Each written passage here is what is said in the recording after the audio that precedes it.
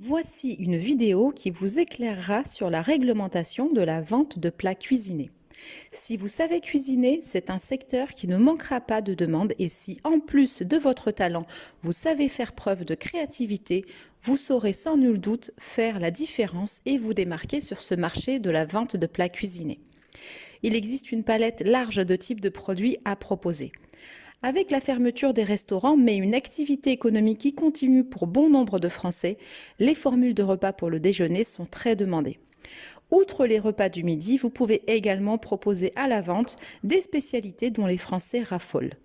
Les fêtes et événements familiaux sont aussi d'excellentes sources de business pour qui saura proposer un concept de produits originaux et gourmands. Vous le savez, le contexte actuel est propice au développement de ce type d'activité qui se démocratise de plus en plus.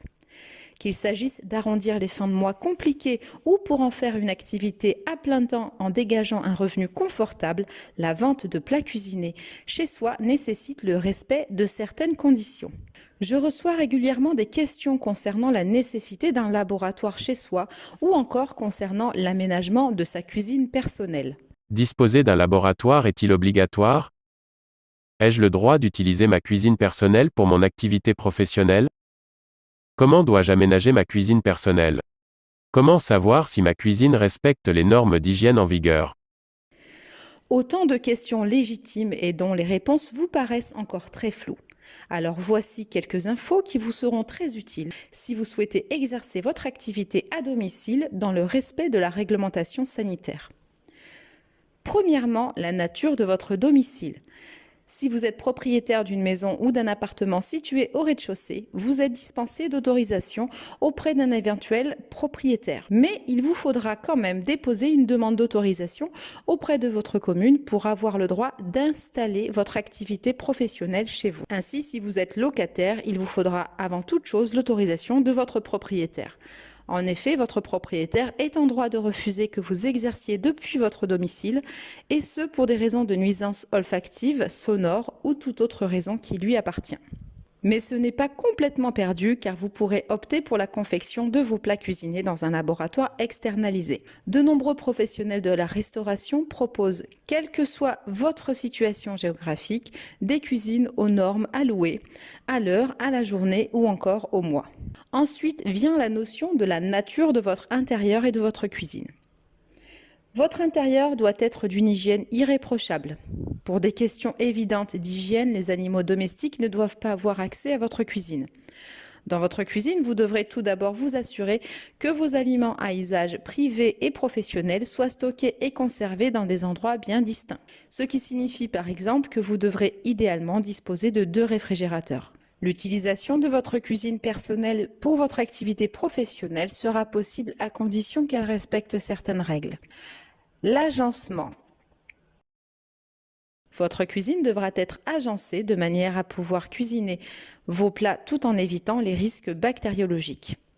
Cela passera tout d'abord par la disposition des espaces de préparation, de cuisson et de dressage ou d'emballage de vos produits. Votre cuisine doit être disposée de façon à assurer une progression continue, principe de marche en avant, afin d'empêcher les contaminations croisées. Les zones sales, plonges, poubelles, légumeries, etc. doivent être distinctes des zones propres, élaboration et stockage. L'espace utilisé pour les denrées alimentaires doit être conçu de manière à éviter l'encrassement, la formation de moisissures, la contamination par les nuisibles. Il doit être propre et régulièrement entretenu. Les matériaux poreux, comme le bois brut, sont prohibés et il faut opter pour l'inox ou l'émail. Il est recommandé d'utiliser du matériel portant l'avis de conformité l'AIRPAC ou NF Hygiène alimentaire. La présence d'une ventilation adéquate doit éviter tout flux d'air pulsé d'une zone contaminée vers une zone propre. Les filtres doivent pouvoir être changés. L'éclairage doit être suffisant. Les systèmes d'évacuation des eaux résiduaires doivent être suffisants, conçus et construits de manière à éviter tout risque de contamination. Lorsqu'elles sont en partie ou totalement découvertes, les conduites d'évacuation doivent être conçues de manière à garantir que les eaux résiduaires ne coulent pas d'une zone contaminée vers une zone propre, notamment une zone où sont manipulées des denrées alimentaires.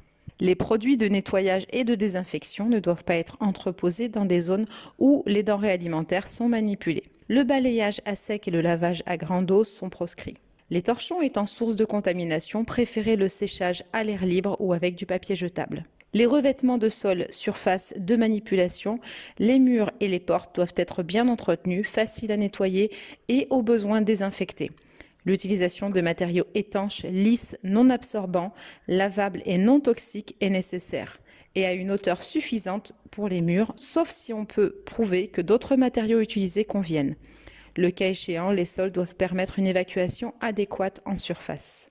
Les plafonds faux plafonds ou, en l'absence de plafond, la surface intérieure du toit, fenêtres et autres équipements suspendus doivent être construits de manière à empêcher l'encrassement et à réduire la condensation, l'apparition de moisissures indésirables et le déversement de particules.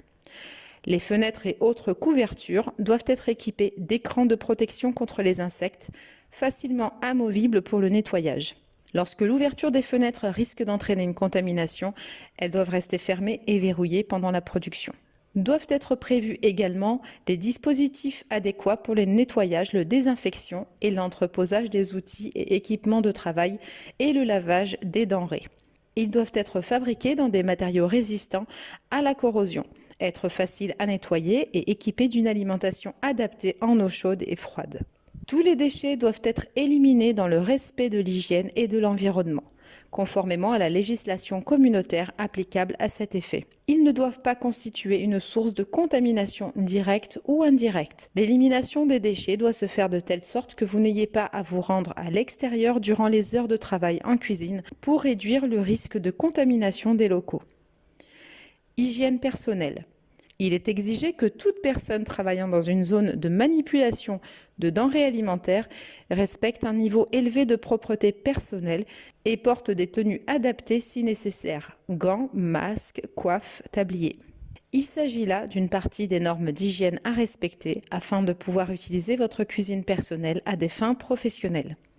Même si la réglementation permet à toute personne de lancer son restaurant à domicile, il est obligatoire d'avoir suivi une formation hygiène et sécurité alimentaire pour exercer. Aussitôt que vous aurez déclaré votre activité professionnelle et domicilié celle-ci à votre domicile, votre cuisine personnelle devient alors professionnelle. De ce fait, les services d'hygiène seront autorisés à venir contrôler le respect des bonnes pratiques d'hygiène lors de la préparation de vos plats cuisinés. Il vous faudra alors leur montrer que vous avez mis en place un plan de maîtrise sanitaire dans le respect de la procédure HACCP.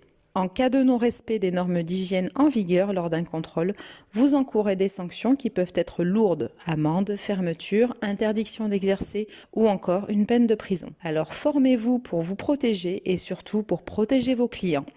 Vous pouvez retrouver en description sous cette vidéo le lien vers la formation complète à l'hygiène et la sécurité alimentaire pour vous permettre d'exercer votre passion en toute sécurité.